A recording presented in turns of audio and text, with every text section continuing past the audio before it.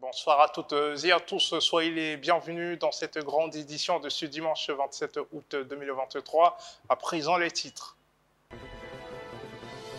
Dans cette grande édition, on va s'intéresser à la pénurie de gaz butane qui a touché Abidjan le 14 août dernier. Nous avons interrogé un revendeur qui nous parlera de la situation. On ira aussi au 5e pont qui relie la commune de Cocody au plateau. En quelques secondes, on passera la parole à quelques piétons qui nous diront ce qu'ils pensent de cette nouvelle infrastructure. De nombreuses communes d'Abidjan, à l'instar de Yopougon, font face à une pénurie de gaz butane, une rareté qui a entraîné l'augmentation considérable des prix de rechargement. Pour mieux comprendre la situation, nous avons interrogé un revendeur de gaz qui nous apporte des éclaircissements. Le reportage que vous allez voir est signé Laïla Nassar. Depuis le lundi 14, une pénurie de gaz butane a commencé à se faire sentir dans certaines communes d'Abidjan, avant de s'étendre à d'autres telles que Yopougon, qui concentre à elle seule plus d'1 million d'habitants. Lors de visites dans plusieurs stations-service telles que Total, Shell, Star Oil et Petrosi, ainsi que chez une vingtaine de revendeurs situés entre Koweït, Nouveau Quartier, Trois-Rouges, Selmer et Sikoji, nous n'avons trouvé aucune bouteille de gaz butane disponible. Pour les revendeurs qui en possèdent, il s'agit seulement de quelques unités de bouteilles. À la lumière des révélations faites par notre interlocuteur, M. Kwame, de la Gestosi, on pourrait conclure que cette situation découle de la volonté de grossistes et fournisseurs d'augmenter les prix de manière excessive au détriment des consommateurs. On a besoin de gaz, on ne trouve même plus même. On a un problème de gaz, surtout au risque même, on ne gagne plus. Depuis hier, on cherche gaz, on ne trouve pas, on est sous la pluie depuis hier, on ne gagne pas gaz. À les enfants, mais on ne gagne pas gaz. De quoi jusqu'à Baudumé, il n'y en a pas. On va on dit il n'y en a pas. Quand les fournisseurs viennent, on leur demande mais pourquoi il n'y a pas de gaz.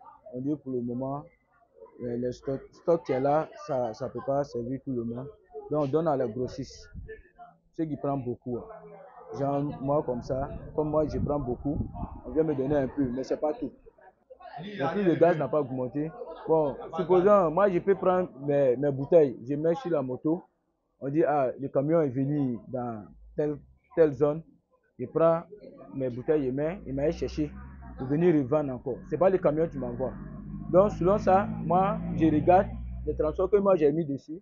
Je mets dessus et puis je vends ça à 2500.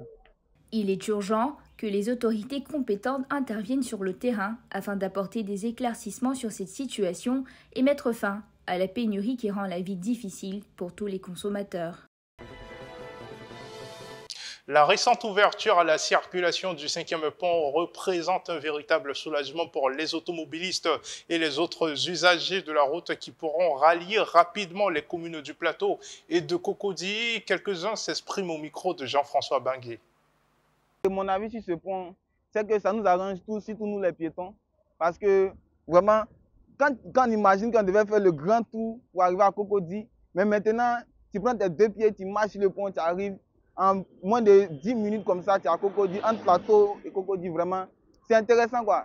Ça nous donne la joie au cœur, et puis bon, on voit qu'on n'est plus obligé de se colmater tous ces petits trucs qu'on faisait avant, et maintenant, ça rend la vie plus facile et plus fluide. Je suis actuellement sur le pont Hassan Ouattara. Je suis ici en partance pour Cocody.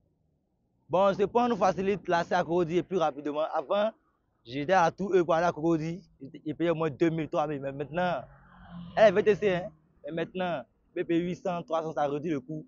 Et même si il n'y a pas de l'argent sur moi, je peux marcher et arriver là-bas plus vite. Je vous emmène maintenant au cœur de la commune d'Atekoubé. On y trouve un espace entièrement dédié au fumage de poissons, un endroit où les femmes produisent au quotidien des tonnes de poissons fumés et qui sont par la suite revendus sur les différents marchés de la ville. Où s'approvisionnent ces femmes et où commercialisent-elles ces poissons? Nous avons posé la question à l'une d'entre elles. Écoutez. Pour fumer le poisson, je vais chercher le thon fumé au port. Quand j'arrive, je découpe. Il y a des brouettes qui transportent. Et quand j'arrive, je fais fumer. J'amène ça sur le marché à Djamé. C'est là-bas que je vends. On est obligé de nettoyer le poisson.